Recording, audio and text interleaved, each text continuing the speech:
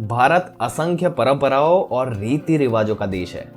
हालांकि इस समृद्ध समाज के गवाह होने के बावजूद हमारे पास इन अनुष्ठानों के पीछे आर्ग्यूमेंट है जो उन्हें अंधविश्वास और मीनिंगलेस करार देते हैं। दोस्तों, इस वीडियो को देखकर आपको ये जानकर हैरानी होगी कि आज जो आम रीति रिवाज चल रहे हैं उनके पीछे असल में एक स्मार्ट लॉजिक है। तो बिना किसी देर के चलते हैं वीडियो की तरफ। दोस्तों, हिचकी आने पर ऐसा क्यों कहा जाता है कि कोई आपको याद कर रहा है?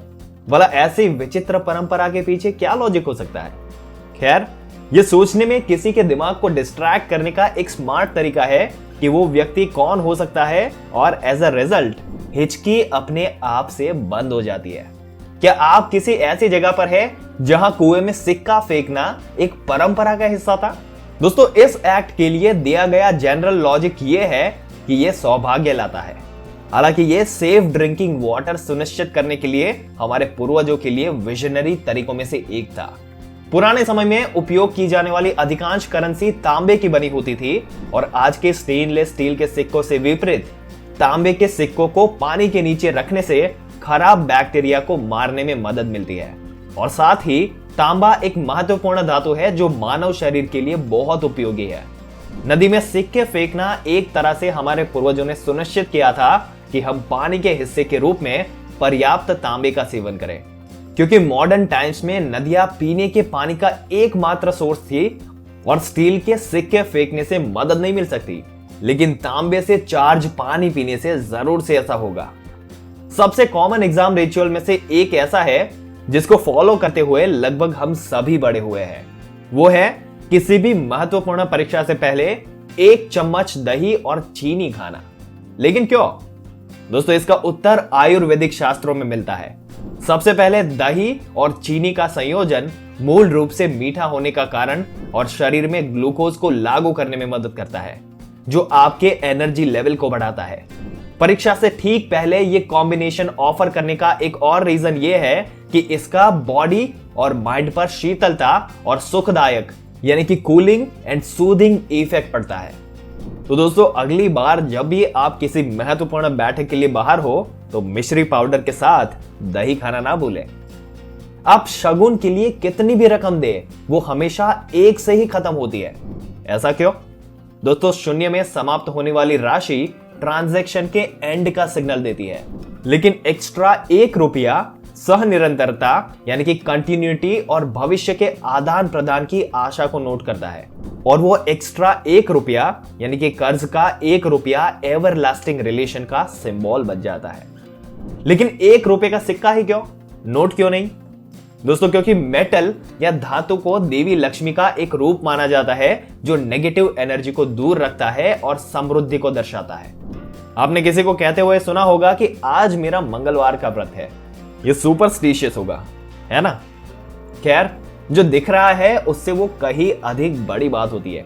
भारतीय के लिए उपवास एक दायित्व यानी कि ऑब्लिगेशन नहीं है, बल्कि एक नैतिक और आध्यात्मिक कार्य है जिसका उद्देश्य शरीर और मन को प्योरीफाई करना है। क्योंकि पाचन का काम शरीर को नहीं करना पड़ता है और आध्यात्मिक पहलू पर ध्यान केंद्रित करने के लिए इसमें ज्यादा एनर्जी है। इसलिए रियलिटी में इसे उपवास कहा जाता है। उपा यानी कि निकट और वास इसका अर्थ रहता है समीप रहना। इसका मतलब हुआ ईश्वर के समीप रहना।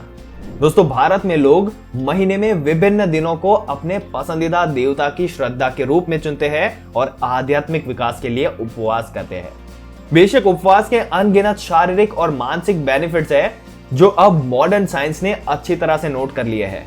ओबेसिटी को कंट्रोल करने से लेकर हार्मोनल बैलेंस में सुधार करने से लेकर मस्तिष्क की नई कोशिकाओं के डेवलपमेंट तक ये होलिस्टिक डिटॉक्सिफाइंग प्रैक्टिस हर प्रयास के लायक है। दोस्तों, एक दुल्हन के माथे पर सिंदूर या सिंदूर का पाउडर उसका सबसे पवित्र निशान होता है, क्योंकि वो दुल्हन के रूप में अपनी यात्रा शुरू करती है। लेकिन क्या आप जानते हैं कि इस रस्म के पीछे का शारीरिक महत्व क्या है? दोस्तों, परंपरागत रूप से हल्दी, चूना और पारा मिलाकर सिंदूर तैयार किया जाता है, जो ब्लड प्रेशर को कंट्रोल करने और सेक्सुअल ड्राइव को एक्टिवेट करने के लिए जाना जाता है। और इससे यह भी पता चलता है कि विधवाएं इसे अधिक प्रभावी बनाने के लिए इसका उपयोग क्यों नहीं करती। सिंदूर को माथे से शुरू करके पिट्यूटरी ग्रंथि तक रखा जाता है, जो विचारों और भावनाओं का स्थान है। न्यूली मैरिड वीमेन को भारी कसी हुई चूड़ियां धारण करने की सलाह दी जाती है और ये रिप्रोडक्टिव ऑर्गन्स में ब्लड फ्लो को बढ़ाने के लिए नीचे की नसों को दबाने का एक वाइज मेथड है, जिसके रिजल्ट में गर्भ धारण करना आसान हो जाता है। एक और मास्टरपीस पैर की उंगली की अंगूठी है, जो अनिवार्य रूप से दूसरी उंगली पर पहनी जाती है।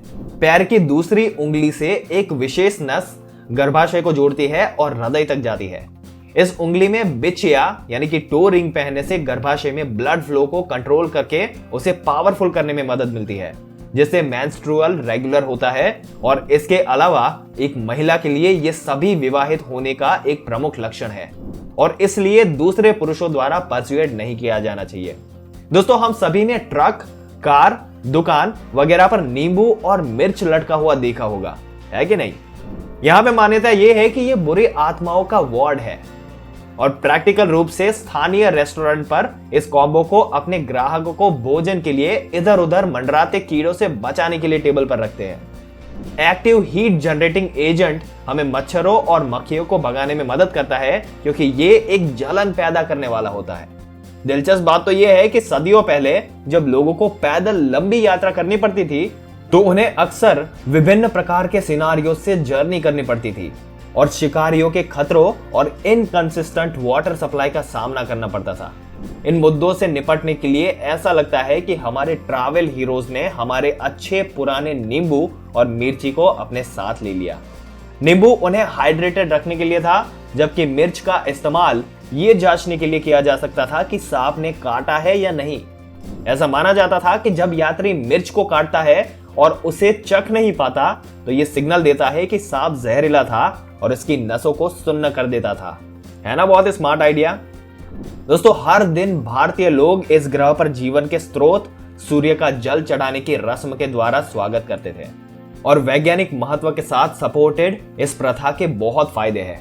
जब सूरज की रोशनी पानी से होकर गुजरती है तो वो 7 रंगों के स्पेक्ट्रम में टूट जाती है और इसी रूप में सूर्य की ऊर्जा हमारे शरीर द्वारा मैक्सिमम एब्जॉर्ब की जाती है।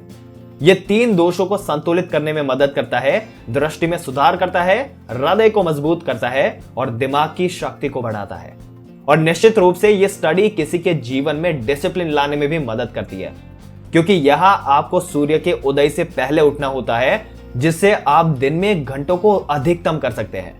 और हमारे घरों में भगवान गणेश का स्वागत करने के 10 दिन बाद गणपति विसर्जन मनाने का क्या महत्व है? दोस्तों, गणेश चतुर्थी के अवसर पर अनंत चतुर्दशी के दिन भक्त आपसे गणेश प्रतिमाओं की बोली लगाते हैं। लेकिन क्या मकसद है इसका? दोस्तों, ये एक डीप एंड विजनरी है। दर्शन, संस्कार, जन्म और मृत्यु के चक्र का प्रतीक है। ये एक रिमाइंडर है कि कुछ भी परमानेंट नहीं है और केवल परिवर्तन यानी कि बदलाव ही स्थिर है। ये याद दिलाता है कि हर कोई जो इस ग्रह पर पैदा हुआ है या जो अस्तित्व में है, वो एक ना एक दिन नष्ट हो जाएगा। इसके अलावा मूर्तियों को जल निकाय में विसर्जित करने का कारण भी गहरा मीनिंग रखता है।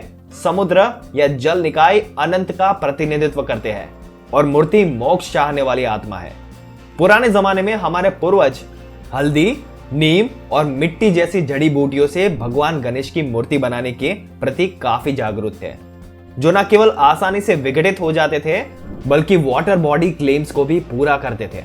दोस्तों, हम किताबों को अपने पैरों से क्यों नहीं छूते? हमारे पैर भले ही बहुत महत्वपूर्ण है, इस फैक्ट के संबंध में हमारे शरीर का सबसे गंदा हिस्सा माना जाता है कि वो सबसे पहले जमीन के संपर्क में आते हैं और इसलिए धूल से संपर्क मैंडेटरी होता है। हो सकता है कि बाहर बहुत साफ सुथरा ना हो जैसा हम चाहते हैं और इसलिए किसी के ऊपर किसी भोजन, बर्तन या किताबों पर पैर रखने से बचने के लिए एक ग्रेट एफर्ट करना पड़ता है। हमारी संस्कृति ने हमेशा ज्ञान को पवित्र और दिव्य माना है और इसलिए हमेशा हर समय इसका सम्मान किया जाना चाहिए। किसी भी शैक्षिक उपकरण को अपने पैरों से ना छूने की रस्म या रिवाज हमें भारतीय संस्कृति में ज्ञान रखने वाले आधार को दिखाती है। तो दोस्तों, ये थे कुछ भारतीय रीति रिवाज और उनके पीछे के जो लॉजिक। इनसे हमें अंदाजा होता है कि हमारे पूर्वज हमारे और पर्यावरण की समग्र भलाई के लिए बहुत सारे रिचुअल्स और रीति रिवाजों को डिजाइन करने में कितने बुद्धिमान थे। दोस्तों, आपके क्या विचार है इस मुद्दे के बारे में? अपने विचार मुझे कमेंट करके जरूर से बताइएगा। अगर ये वीडियो आपको मददगार लगा तो मुझे सपोर्ट करने के लिए इस वीडियो को लाइक जरूर से कर देना, और ऐसी ही जानकारी पाते रहने के लिए मेरी चैनल फिट रिपीट को सब्सक्राइब करके बेल आइकन जरूर से दबा दे।